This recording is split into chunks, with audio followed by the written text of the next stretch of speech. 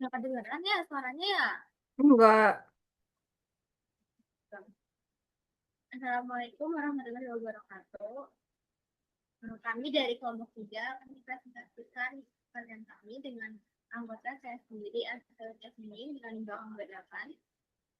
Saya Celestia Sinataya dengan NIM belakang 32.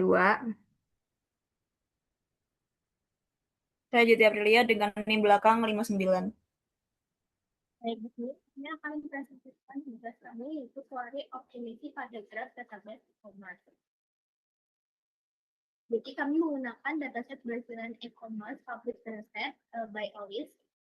Ini adalah dataset publik dari sipil yang mendokumentasikan sekitar 100.000 data transaksi e-commerce di Brasil pada tahun 2016 sampai 2018. Lengkap dengan atribut pelanggan, penjual, rute logistik, serta ulasan produk dengan menggunakan DBMS Neo4j. Kemudian pada tahap pre-processing data, karena ada data yang masih kosong, kami melakukan hingga terlebih dahulu. Kemudian setelah itu, kami membuat impact pada dengan nama e-commerce optimisi dan memastikan runnya.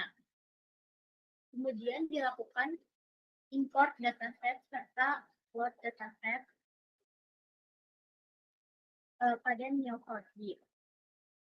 Setelah itu dilakukan pembuatan graph atau graph construction dilakukan dengan mengubah dataset OLIS yang awalnya dibentuk relation CSV menjadi struktur graph berupa node serta relationship yang dapat diproses oleh Neo4j. Tahap ini merupakan tahap penting karena Neo4j tidak bisa menggunakan mekanisme join seperti relational database, melainkan graph transversal antar relationship. Selanjutnya,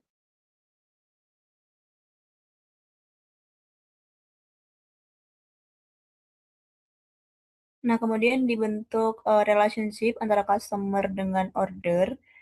Di sini customer melakukan transaksi, kemudian untuk relationship order ke produk adalah pesanan yang berisi produk.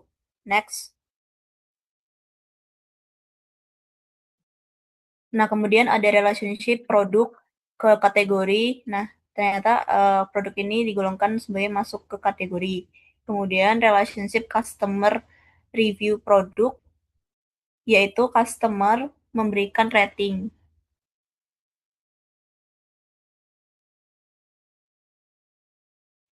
Nah, graf yang terbentuk adalah hubungan antara customer, order, produk, dan kategori. Graf yang terbentuk menghasilkan hubungan place order, review, contents, dan belongs to. Next. Kemudian di sini ada query 1, yaitu kategori produk yang paling banyak dibeli customer di kota Sao Paulo. Query ini digunakan untuk menghitung jumlah customer yang berasal dari kota Sao Paulo dengan memanfaatkan atribut city pada node customer. Business question dari query ini adalah menghitung distribusi customer berdasarkan wilayah untuk mendukung strategi segmentasi pasar dan distribusi produk pada e-commerce. Sebelum optimasi, execution plan menunjukkan database masih melakukan pencarian dengan mekanisme full scan. Dengan hasil profiling menunjukkan runtime sebesar 1317 ms dengan total database akses sebanyak 15.541. Nah, sesudahnya, setelah optimasi, query menggunakan indexing pada atribut city dan melalui pembuatan indeks pada node customer. Optimization rule yang diterapkan adalah indexing, filtering, dan predicate pushdown. Berdasarkan execution plan, operator utama berubah menjadi node index seek yang menunjukkan bahwa Neo4j melakukan indeks lookup dibanding full scan. Hasil profil menunjukkan runtime menurun menjadi 32 ms dengan total database akses tetap sebesar 15.541. Next.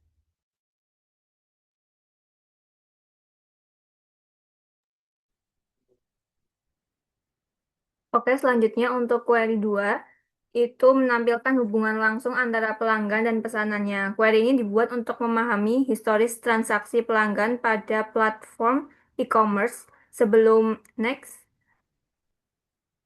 Oke, untuk sebelum optimisasi, pendekatannya tuh menggunakan full node retrieval, yaitu menggunakan return C, O, yang memaksa database tuh mengambil seluruh property nodes melalui node by label scan dan expand all, yang mencatat runtime itu selama 99 milisecond dan database yang diakses sebanyak 1302.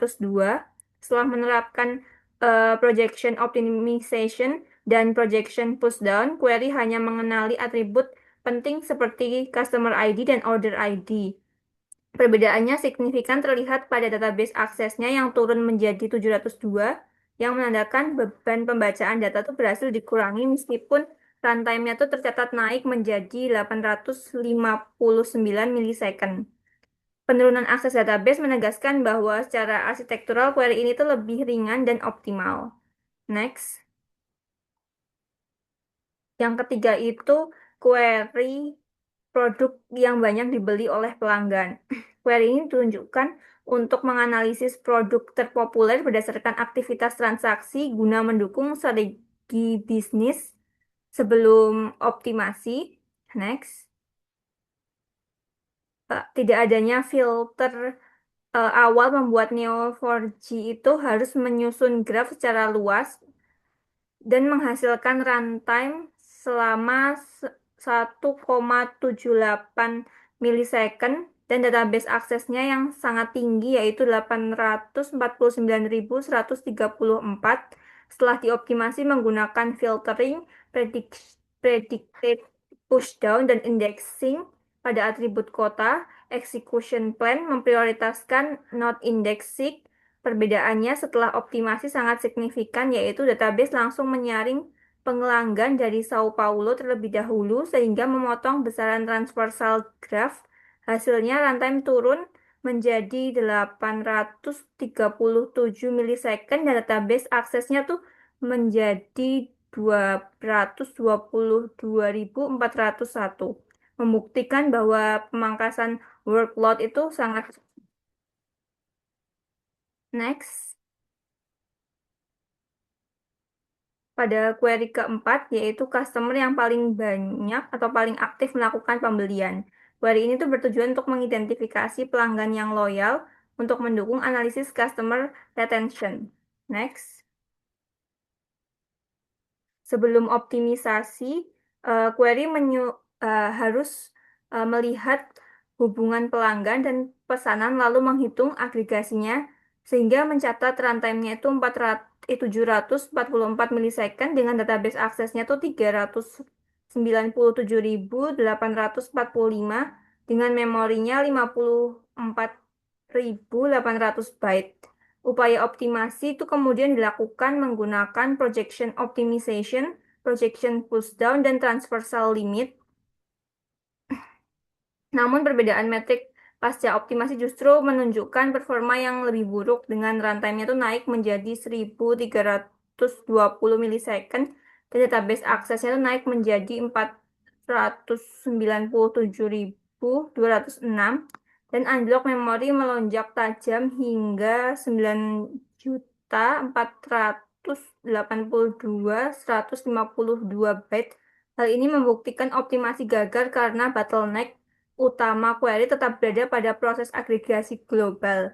Neo4j masih harus menghitung dan mengurutkan transaksi seluruh pelanggan order by count sebelum batasan limit 10 itu bisa diterapkan. Next. Oke, secara keseluruhan hasil project menunjukkan bahwa query optimization pada Neo4j itu sangat bergantung pada karakteristik query dan pola transversal graph-nya.